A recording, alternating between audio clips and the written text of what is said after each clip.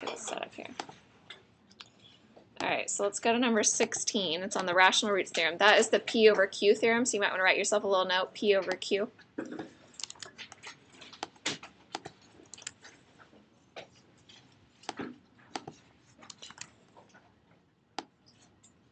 Maybe. Okay, so the rational roots theorem, that's the one where you need to find the factors P from the last number. So from that last number. So the factors of 6 are 1, 2, 3, and 6.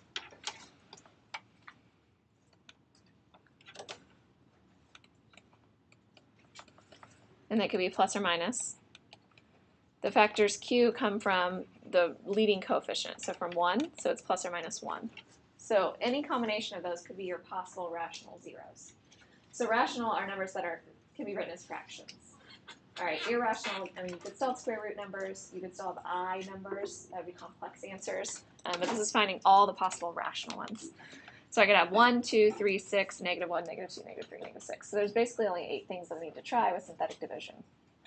Okay, so I always try to kind of plug them in my head, like 1 and negative 1. So if you plug 1 in your head, what do you get when you plug 1 into x cubed minus 7x plus 6? You get 1 minus 7 plus 6, so you get 0, right? So already I can tell that that one's going to work. So that's going to be what I was trying with my synthetic division. Okay, so I get 1, 0, negative 7, and 6. Make sure you put a 0 in. That was 0x squared. It's always cubed squared. Do we have to do separate work on the separate piece of paper? Yeah, the question is, do you have to do separate work on a separate piece of paper? Someone will be grading these for you. You need to make it as easy as possible for them to grade. So if you get things wrong because you were sloppy and you tried to squeeze it in all in that little tiny half-inch space, I told you to write it on a separate piece, so I'd probably write on a separate piece. If you do not, if you have already started it, then you can just make sure you box in your answers or highlight your answers or something like that. Yeah. Is it okay to just put the answers on the sheet that we did the work on? We have to like put the answers on this sheet too. As long as it's easy for them to follow. All right, so we drop the first term. We drop 1. 1 times 1 is 1. Add straight down, I get 1. 1 times 1 is 1. Add straight down, I get negative 6. 1 times negative 6 is negative 6. Add straight down, I get 0. Okay, the reason we did this is because synthetic division has now divided my polynomial into 2 pieces. So it's x minus 1. That comes from the 1 part. And this part is x squared plus x minus 6. So my polynomial has been divided into the divisor and the quotient. I continue to try to factor, or I could do synthetic division again. So now I would have x and x to make x squared. I know I need 3 and 2. They need to be opposite signs, and they need to combine the outer and inner to make positive 1. So that means I want plus 3 and minus 2. Oops.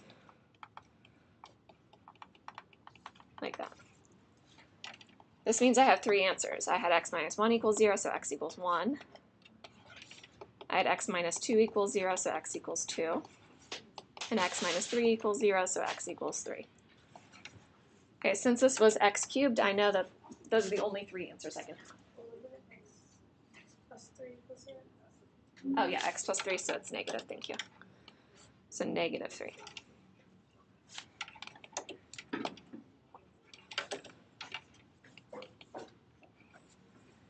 All right, do you guys remember that? All right, let's do one more. Well, another one. So what else do you guys want to do? 86. 86.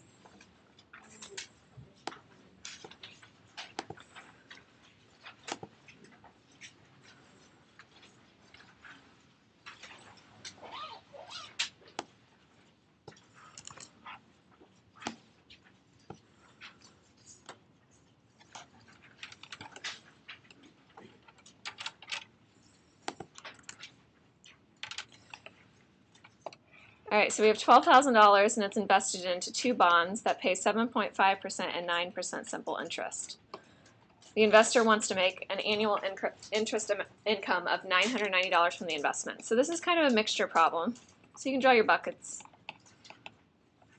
So you have 7.5%, so that's 0.075, and 9%, 0.09. And you want to make a total amount of interest. So this was your percent interest. Nope. So we have the percent interest was 0.075, and we have a certain amount that goes in here. We're going to call that X. So if that was like $10,000, 10,000 times 0.075 is going to be, what would that be? I can't even think of it. 750? Yeah, 750. Yeah, so 750. All right, so that's your amount of interest that you would make. So in the end, we're going to add up to be this $990. So it's a little bit different than the mixture ones we did, because a lot of times I'd say, like, what percent you wanted at the end. Like I'd say, we want to end up with 8%. Okay, so if we invest X here, then the other one's going to be 12,000 minus X.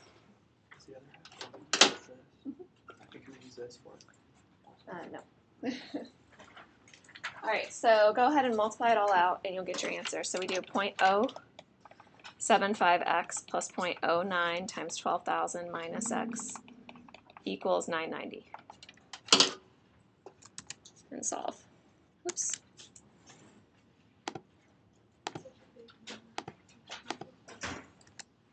All right, what did you guys get for x?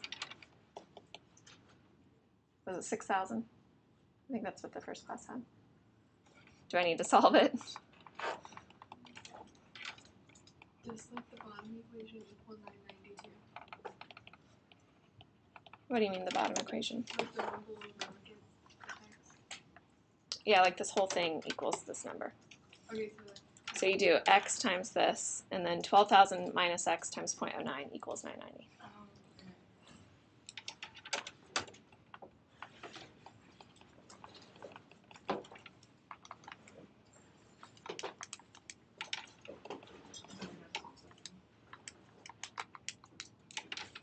Yeah, so 6,000. So basically, he invested $6,000 into both bonds. It's not always the same, right? And then notice on this one it says how much should be invested in the 7.5%. That's why I let x be under the 0.075, because x in the end ends up being your answer.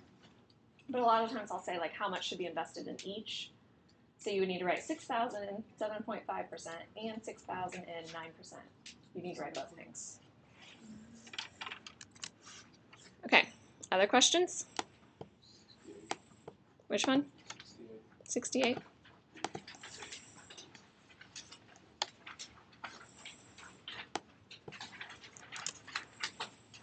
Okay, so it says know how to use the binomial theorem with Pascal's triangle to expand polynomials.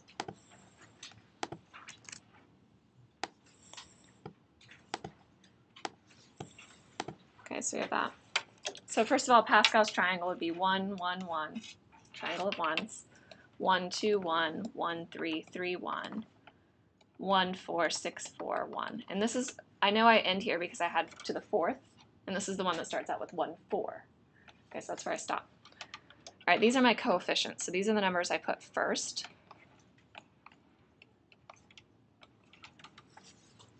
Okay, and remember it's a pattern. So remember we talked originally about a plus b to the fourth, and we said, oh, well, I would have these numbers, and this one would be, you don't have to write this. This would be a to the fourth, a to the third, a to the second, a, and then no a's. And the b's go up. So you start with no b's, b to the first, b squared, b to the third, and b to the fourth. Your powers added up to be 4 for each one, right? A squared, b squared, 2 and 2. A to the first, b to the third, 1 and 3. All right, and then we connected them all with plus. And that's how we expanded a plus b to the fourth. But we don't have a plus b, we have 2x minus y. So it's a little bit different. But it's still kind of the same pattern. So instead of a, I'm going to put 2x. So I'm going to have 2x to the fourth, 2x to the third, 2x to the second, 2x to the first. And notice how I put 2x in parentheses. The whole thing's being raised to the fourth. The whole thing's being raised to the third. All right, and then the next thing is negative y. So then I'm going to have negative y, no times for the first one, 1 time for the next one, 2 times, 3 times, 4 times. And then I connect with pluses. Mine's a little tight here. There we go. And if you follow that pattern every single time, it always works out. The hardest part is actually multiplying it out. So the hardest part is saying, okay, well, 2x to the fourth, 2x times itself 4 times is 16x to the fourth. Okay, the next one, so I have 2x to the third, so that's 8x cubed. So if I had 8x cubed times 4 times negative y, I usually go ahead and I write things out. Like I would go ahead and write that out one more time before simplifying.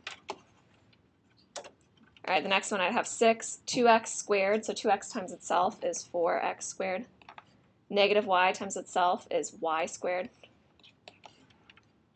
So plus 4, 2x, negative y cubed, and then plus y to the fourth.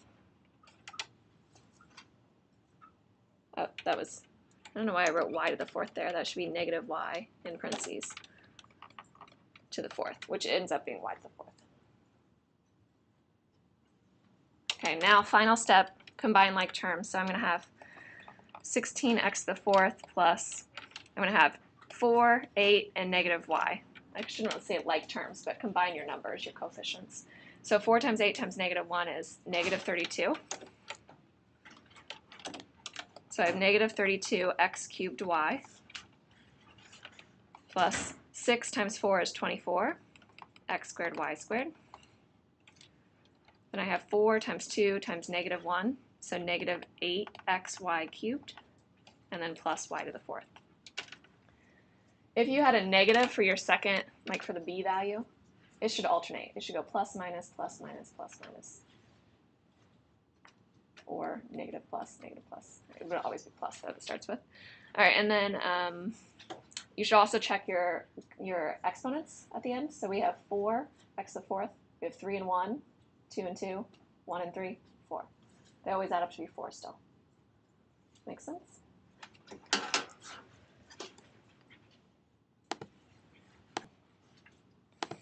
Okay, so the question was to review end behavior.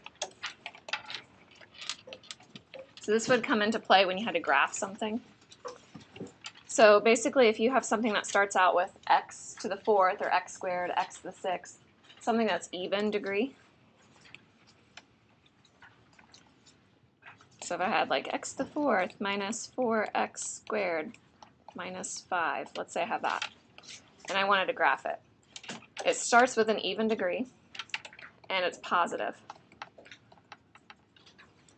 Okay, so we have an even degree and positive. That means it's going up like x cubed.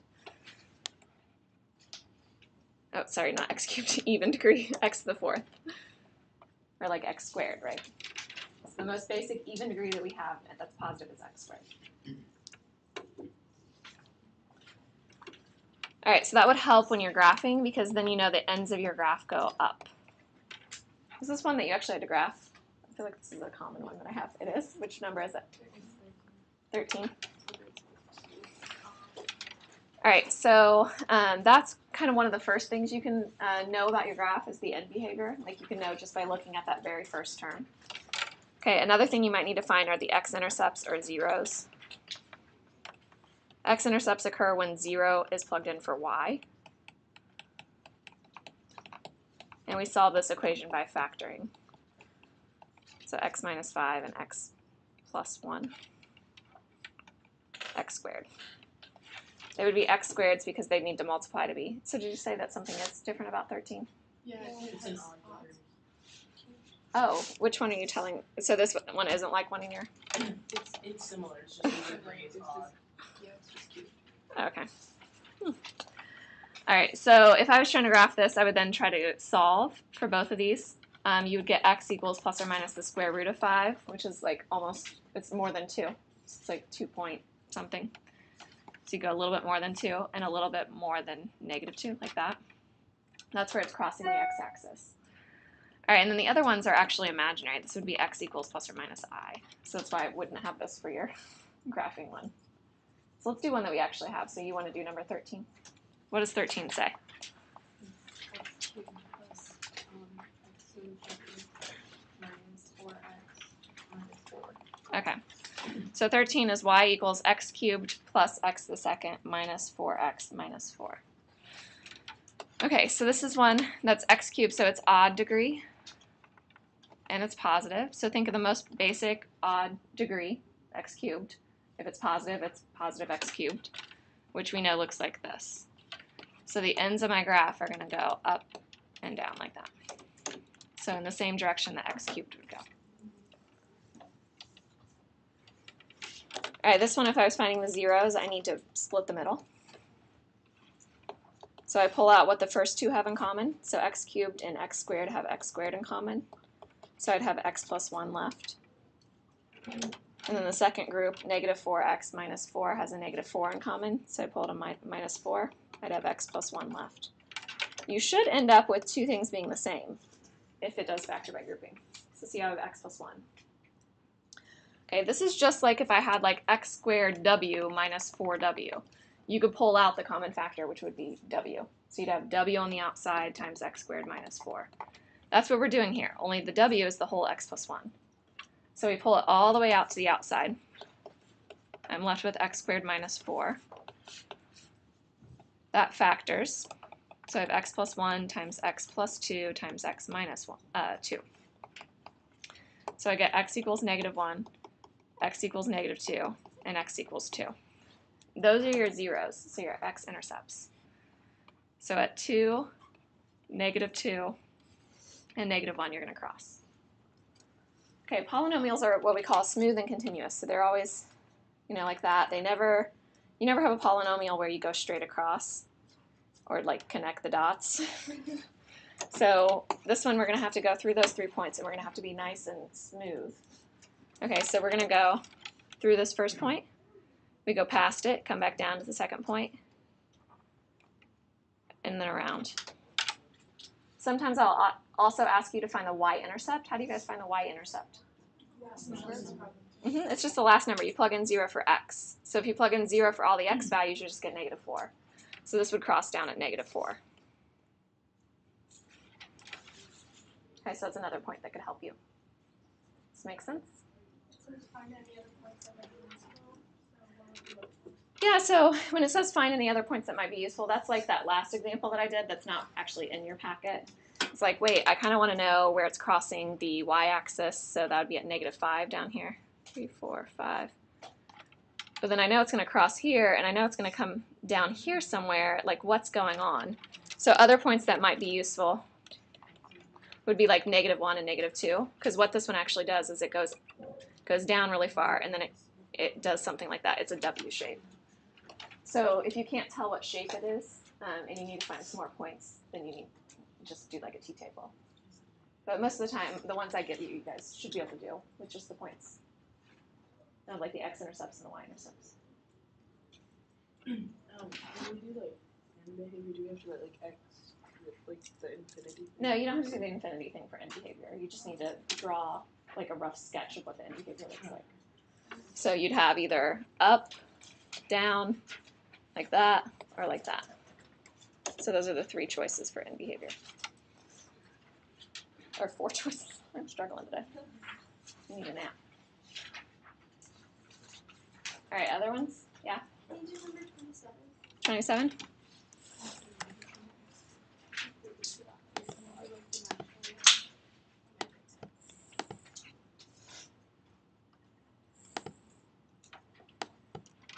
Yep, no, it's pretty easy. It's not bad. So it just says switch between log and exponential form. So in this case, you're in log form, right?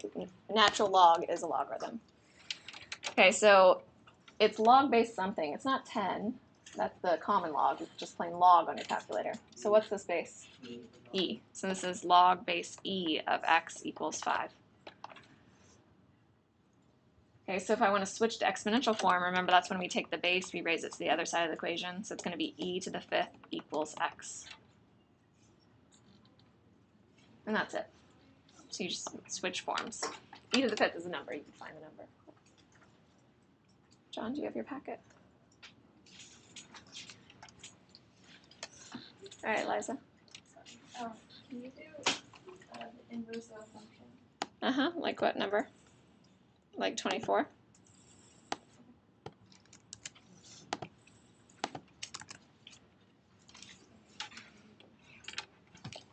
Oh, man. just did the find the inverse of. It doesn't copy my equation sometimes. I don't know. So g of x equals the cube root of 2x minus 1.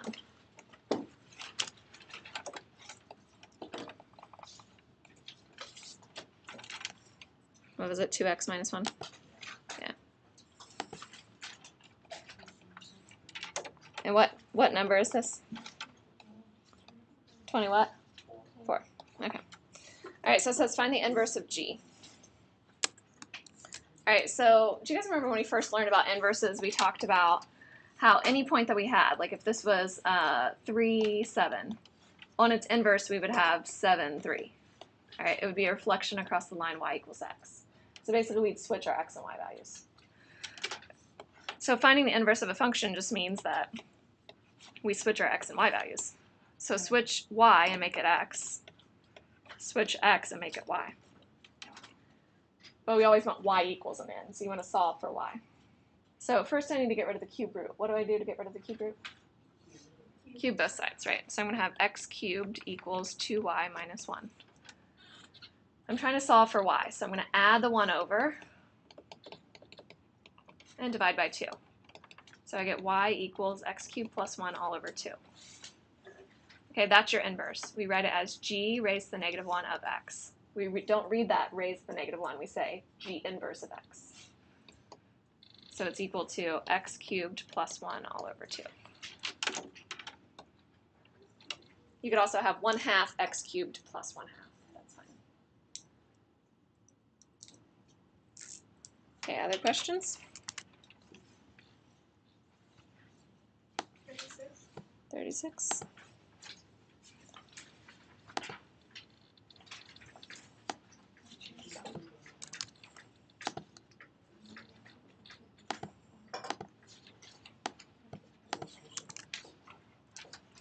Okay, so it says bacteria compounds continuously at a rate of 7%. So when you see compounds continuously, that's your clue that you're using the A of t equals PE to the RT, so the PERT equation.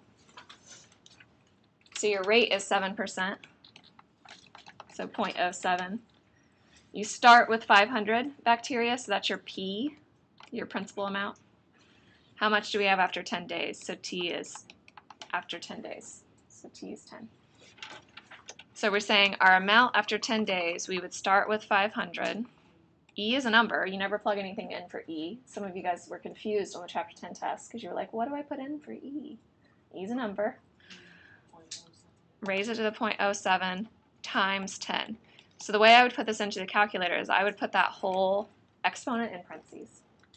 So see that little star? That means multiplication. So times 10. So I'd do 500 second natural log, so E, 0.07 times 10. You should get 1006.876. And then you make a choice, because it's bacteria. So I'd probably say 1006 bacteria. You haven't quite gotten the 1007th bacteria. It's kind of like humans. You can't have like half of a bacteria. Bacterium, I guess. So we'd say 1006, or you could say 1007. I'd count both as right.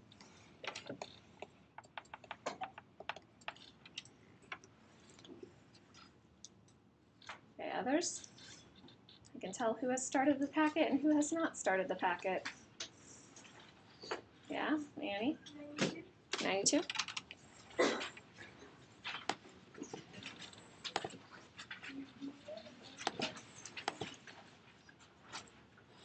You guys have had this for 2 weeks. So if you have this whole thing blank, I'm concerned for the next couple days. You're going to be doing a lot of math.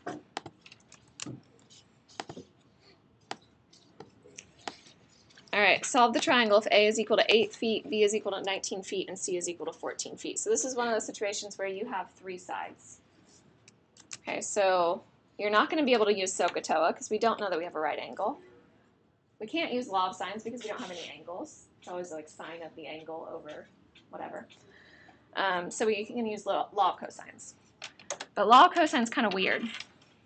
So if you draw it out, like 8, 19, I kind of drew this weird. Let's do 14 here. 14, 19.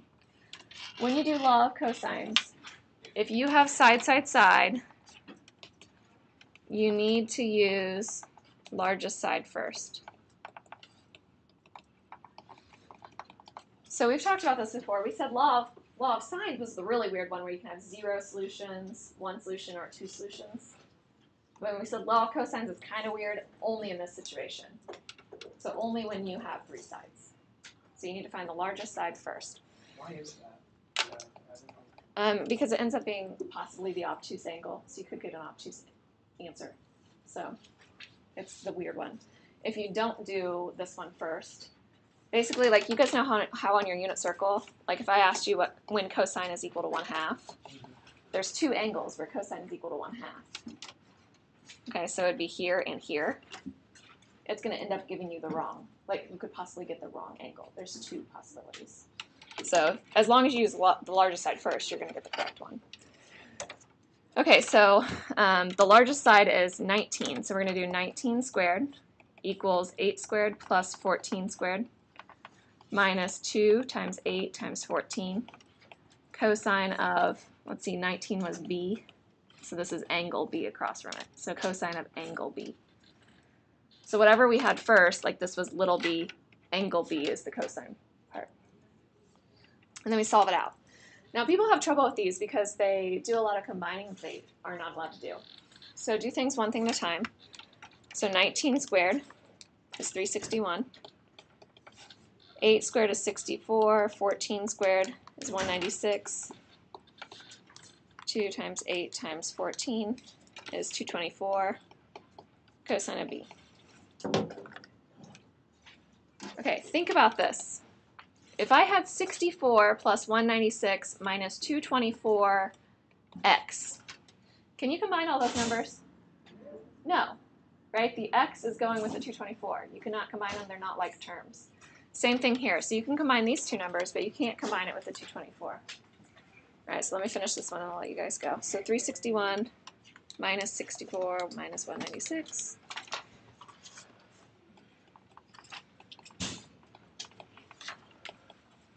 Okay, so now we get to this point where I subtract the 64, I subtract the 196 over. I have 101 equals negative 224 cosine b. What do I do now? Divide by negative 224. So 101 divided by negative 224 is negative 0.45089 equals cosine of b. So then, Shakir, what did you say you do? Inverse cosine. So do inverse cosine of the answer. You end up with b is equal to 116.8 degrees. Okay, that's the weird thing. Okay, make sure you guys finish this problem because you need to solve. So you need to find angle A.